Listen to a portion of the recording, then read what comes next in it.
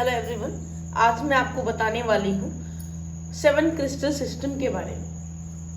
पहले हम पढ़ चुके हैं टाइप्स ऑफ यूनिट सेल पिछली वीडियो में, जिसमें हमने प्रिमिटिव और नॉन प्रिमिटिव यूनिट सेल पढ़े थे।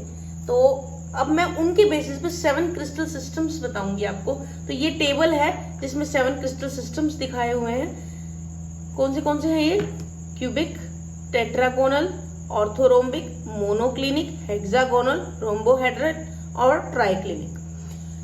इनमें इनके एक्सियल डिस्टेंसेस, मतलब कि 3 एक्सिस जो है एक्स वाई जेड, उनमें जो साइड्स हैं ए बी सी, जो मैं आपको पहले भी बता चुकी हूँ किस तरह से इंडिकेट करते हैं हम, किस तरह से कैरेक्टराइज करते थे हम यूनिट सेल को, उस बेसिस पे एक्सियल डिस्टेंसेस मैंने यहाँ पे लिखे हुए हैं। एक्सियल एंगल्स ये हैं, एग्जाम्पल्स ये हैं। तो ये टेबल आपको एज इट इज पढ़नी पड़ेगी और इस टेबल के बेसिस पे क्वेश्चन आ भी सकते हैं एग्जाम में, क्योंकि अब ऑब्जेक्टिव टाइप क्वेश्चंस आते हैं तो इस टेबल के बेसिस पे क्वेश्चन आ सकते हैं। तो इस टेबल को किस तरह से करना है वो मैं आपको बता देती हूँ। जैसे क्यूबिक है, क्यूबिक जो होता है उसमें एक्सियल डिस्टेंसेस ए बी और सी, तीनों एंगल्स जो डिस्टेंसेस होते हैं वो सेम होते हैं। ऐसे ही इसमें तीनों एंगल्स अल्फा, बीटा और गामा, तीनों ही 90 डिग्री के एंगल्स होते हैं। एग्जाम्पल है इसका NaCl, सोडियम क्लोराइड सॉल्ट जो होता है, KCl salt, diamond, ZnS copper और सिल्वर, ये इसके एग्जाम्पल्स हैं। ऐसे ही आपका है टेट्रागोनल। टेट्रागोनल जो होता है उसमें A और B इक्वल होते हैं और C इक्वल नहीं होता है। फिर आता है आपका अल्फा, बीटा, गामा, इसमें 90 डिग्री ही होते हैं। एग्जाम्पल है इसमें आपका व्हाइट टिन, SnO2, TiO2 और CaSO4। तो इस तरीके से आपको ये पूरी की पूरी टेबल करनी है। इसमें एक क्वेश्चन इस तरह से भी फ्रेम आप पूछ सकता है कि जो 7 क्रिस्टल सिस्टम है, इस पूरे सीक्वेंस को हम 7 क्रिस्टल सिस्टम बोलते हैं। तो ये जो 7 क्रिस्टल सिस्टम है, ये क्यूबिक जो होता है, इसके अंदर सबसे पहले वाला है जो आपका क्यूबिक, ये वाला सबसे सिमेट्रिक सिस्टम है। और ट्राइक्लिनिक ये वाला, ये सबसे अनसिमेट्रिक सिस्टम। आप देख सकते हो सिमेट्रिक क्यों है, क्योंकि ए बी सी तीनों इक्वल है, अल्फा बीटा गामा वो भी तीनों इक्वल है 90 डिग्री के। तो डिस्टेंसेस और एंगल्स दोनों ही इसमें इक्वल हैं, बिल्कुल एक दूसरे के। नाउ ये अनसिमेट्रिकल क्यों है, क्योंकि इसमें ए बी सी तीनों ही साइड्स एक दूसरे से इक्वल नहीं है, बिल्कुल अनइक्वल है। और अल्फा बीटा गामा, इनमें से कोई भी एंगल इक्वल नहीं है, ना तो एक दूसरे के, ना 90 डिग्री के। तो इसीलिए ये दोनों को इस तरह से बोला गया है कि क्यूबिक सबसे सिमेट्रिकल सिस्टम है और ट्राइक्लिनिक सबसे अनसिमेट्रिकल सिस्टम है नेचर में। अब मैं आपको बताऊंगी ब्रेवियस लैटिसेस। तो इसको जानते हैं आप। जो 7 क्रिस्टल सिस्टम, 7 क्रिस्टल सिस्टम अभी हमने पढ़े थे, cubic, tetragonal, orthorhombic, monoclinic, rhombohedral, triclinic और हेक्सागोनल, जो भी हमने पढ़े थे, उनकी भी फर्दर क्लासिफिकेशन है। जैसे कि मैंने अभी आपको टाइप्स ऑफ यूनिट सेल बताए थे, अभी मैंने पिछली वीडियो में बताए थे, जिसमें मैंने आपको बताया था एक तो सिंपल यूनिट सेल होता है, बाकी 3 अलग से नॉन प्रिमिटिव यूनिट सेल होते हैं, जिनको हम सेंटर्ड यूनिट सेल भी बोलते हैं। इस तरह से टोटल 4 टाइप के यूनिट सेल हो गए। अगर मैं इन 7 क्रिस्टल सिस्टम्स में वो 4 अप्लाई करूं तो उस तरीके से 7 × 4 मेरे पास 28 जो है, आप मेरे पास अरेंजमेंट्स आ जानी चाहिए यूनिट सेल की, पर मेरे पास 28 अरेंजमेंट नहीं आती है। हम एक्सपेक्ट तो करते हैं लेकिन ऐसा नहीं होता है। हमारे पास सिर्फ 14 अरेंजमेंट एग्जिस्ट करती हैं, क्योंकि एटम्स की अरेंजमेंट सभी तरीके से पॉसिबल नहीं हो पाती है। कई जो पॉसिबिलिटीज है, वो जो पॉसिबिलिटी है जो हम मान रहे हैं, एक्सपेक्ट कर रहे हैं, वो पॉसिबल नहीं है। कई अरेंजमेंट्स पॉसिबल नहीं हो पाती, तो वो सिस्टम भी नहीं पॉसिबल होते। इसलिए जो पॉसिबल सिस्टम्स हैं वो 28 नहीं, वो सिर्फ 14 सिस्टम्स पॉसिबल है because of the arrangement of particles.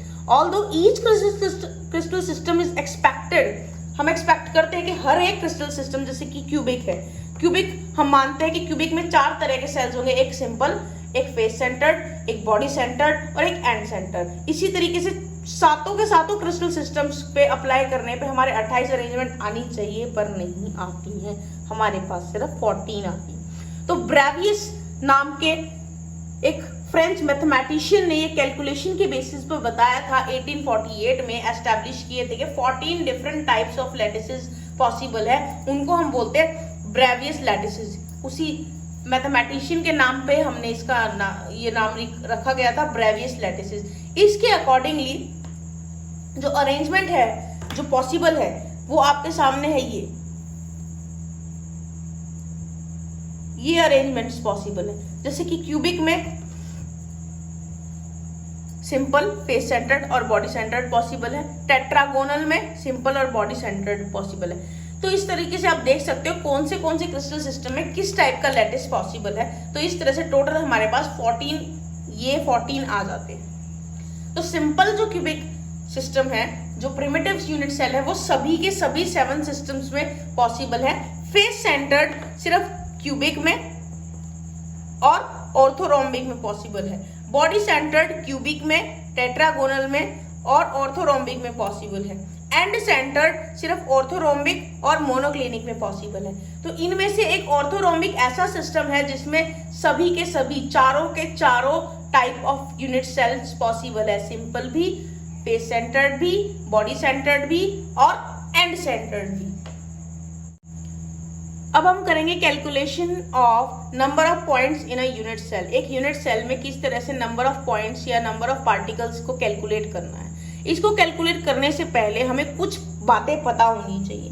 वो पहले मैं आपको बातें बता दूं, फिर उसके बाद उस कैलकुलेशंस करेंगे। तो पॉइंट्स जो हमें पता होनी चाहिए वो है ये जो आपके सामने। तो मैं इनको आपको एक एक करके एक्सप्लेन करती हूँ। सबसे पहले, A point present at the corner of the unit cell is shared by 8 other unit cell.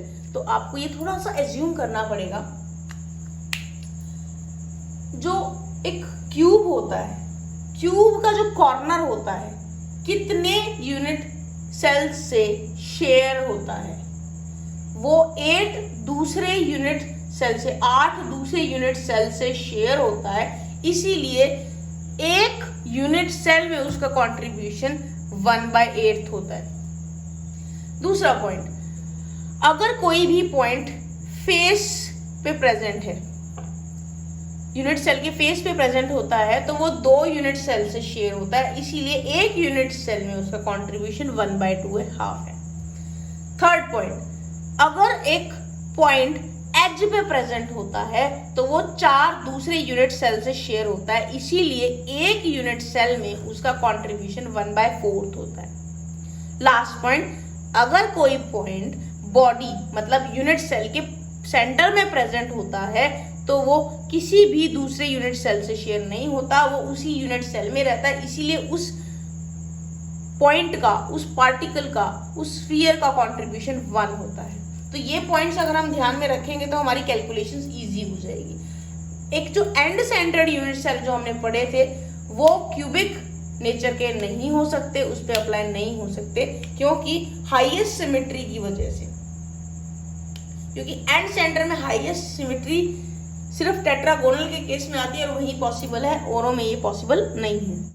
सबसे पहले मैं आपको बताऊंगी किस तरह से नंबर ऑफ पॉइंट्स मतलब नंबर ऑफ पार्टिकल्स सिंपल या प्रिमिटिव सेल में कैलकुलेट किए जाते हैं। सबसे पहले मैं आपको बता दूं पॉइंट्स कहाँ लोकेटेड होते हैं। They are located at the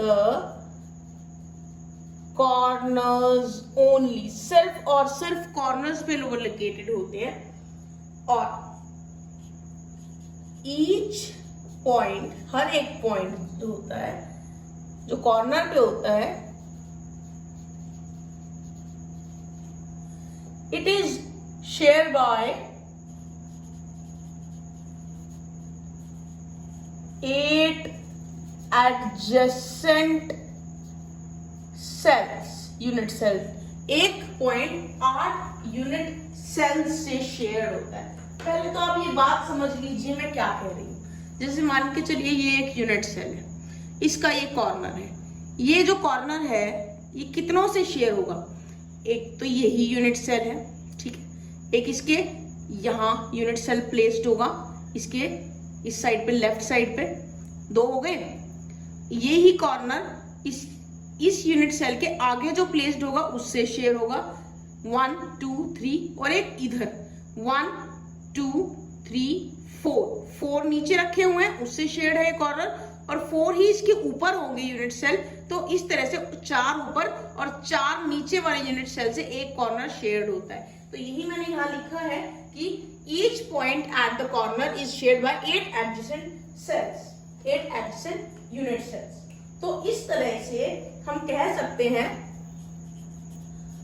contribution by 1 point या फिर 1 particle at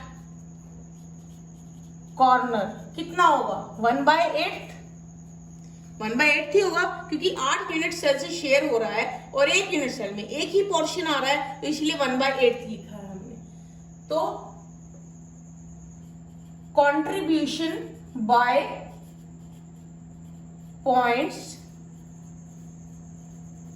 present at 8 corners, हमें पता है ना 8 कॉर्नर्स होते हैं, तो 8 कॉर्नर्स पे कितना कंट्रीब्यूशन रहेगा वो बताना है। तो वो कैसे आएगा, एक कॉर्नर का कंट्रीब्यूशन 1/8 है, तो 8 कॉर्नर्स का कितना होगा 8 मल्टीप्लाई बाय 1/8 इक्वल्स टू 1। तो इस तरीके से सिंपल प्रिमिटिव यूनिट सेल में पार्टिकल्स का कंट्रीब्यूशन 1 है। तो इस तरीके से आप उसको कैलकुलेट कर सकते हो। अब बात करते हैं body centred cubic unit cell की।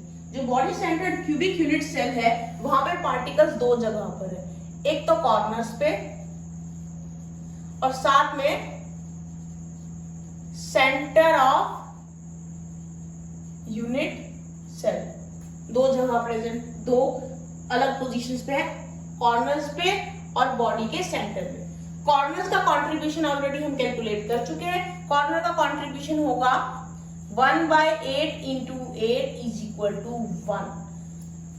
ओके, और सेंटर में है यूनिट सेल के, मतलब आपका अगर ये यूनिट सेल है तो इसके एग्जैक्टली अंदर की तरफ, तो वो पूरा पूरा उस यूनिट सेल में ही कंट्रीब्यूटेड है, तो इसका कंट्रीब्यूशन आएगा 1।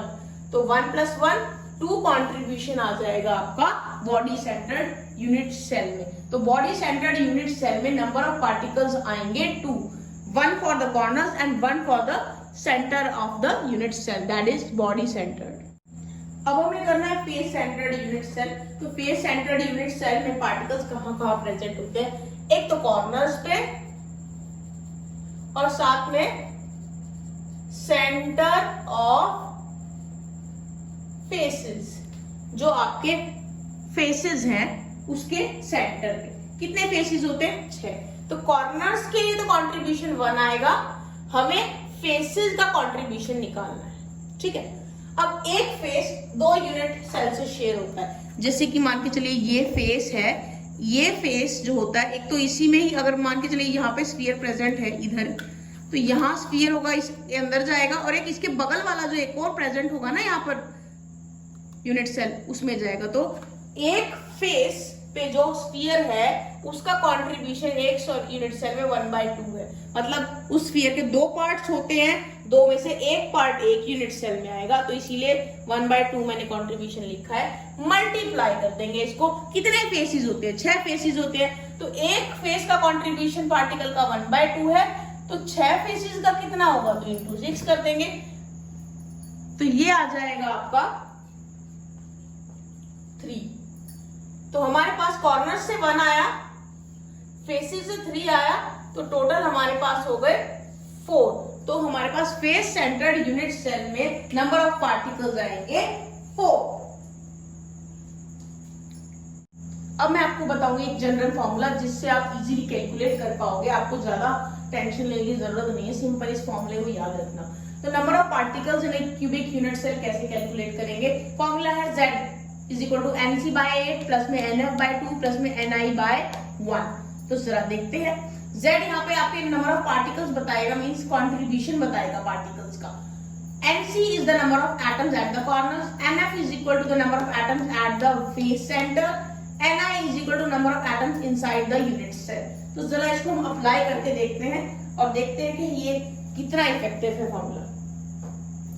सबसे पहले मैं BCC के लिए निकालूंगी, तो BCC के लिए मुझे पता है क्या होगा, Z will be equal to NC। Corners 8 है तो 8 लिख दूंगी मैं, यहाँ पे 8 कॉर्नर्स में प्रेजेंट है पार्टिकल्स, तो मैंने 8 लिख दिया, नीचे 8 लिखना ही है, प्लस में बॉडी के सेंटर में प्रेजेंट है तो NF की वैल्यू 0 आ जाएगी, क्योंकि फेसेस पे तो प्रेजेंट होगा नहीं, तो 0/2 प्लस में ni, बॉडी के सेंटर में एक पार्टिकल है तो 1/1 लिख दूंगी, तो ये तो 0 ही वैल्यू हो जाएगी, यहां से कट होके 1 आ जाएगी, तो 1 + 1 = 2 आ जाएगी। तो बॉडी सेंटर के केस में हमारे पास कंट्रीब्यूशन आ गया 2।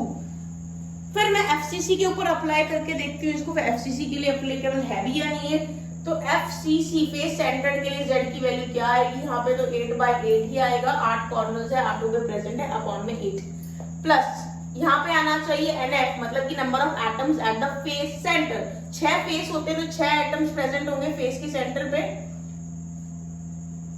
तो 6 अपॉन क्या 2 आएगा, ये देखिए 2 है, प्लस बॉडी के सेंटर में प्रेजेंट नहीं इसलिए 0/1, तो ये तो 0 ही हो जाएगा, तो ये आ जाएगा 1 और ये आ जाएगा 3, तो ये वैल्यू आ गई 1 + 3 4। तो एफसीसी की वैल्यू मेरे पास यहाँ पर 4 आ गई। तो आप देख सकते हो कितना इफेक्टिव है ये। तो इस फॉर्मूले से भी आप कंट्रीब्यूशन ऑफ पार्टिकल्स या number of particles in a unit cell calculate कर सकते हो। अब हम करने वाले एक न्यूमेरिकल इसी के बेसिस पे। तो न्यूमेरिकल का क्वेश्चन पहले समझते हैं। क्वेश्चन है a cubic solid is made up of 2 atoms, 2 atom से एक क्यूबिक सॉलिड बना है एटम ए और बी से। Atom A R present at the corners, मतलब एटम ए सिर्फ कॉर्नर्स पे प्रेजेंट है, और atom B it is present at the body of the centre, मतलब कि बॉडी के सेंटर में, यूनिट सेल के सेंटर में बी प्रेजेंट है। हमें फॉर्मूला बताना है, सिंपल सी बात, कंट्रीब्यूशन निकालो और फॉर्मूला अपने आप निकल जाएगा। सबसे पहले हम निकालेंगे कंट्रीब्यूशन ऑफ ए। कैसे निकालेंगे, क्योंकि ये कहां प्रेजेंट है, कॉर्नर्स पे,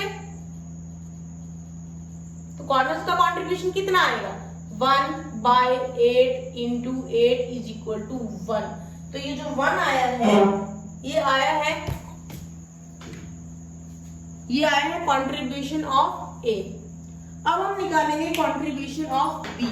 सो कंट्रीब्यूशन ऑफ बी कैसे निकलेगा, बॉडी के सेंटर में है तो उसका कंट्रीब्यूशन तो 1 ही आएगा। तो रेशियो निकालते हैं, रेशियो A/B = 1, A/B का रेशियो है 1:1, तो formula will be AB. So in this way you can calculate, you can derive the formula of the compound and it is very easy. just आपको contribution निकालना आना चाहिए, उसी तरह से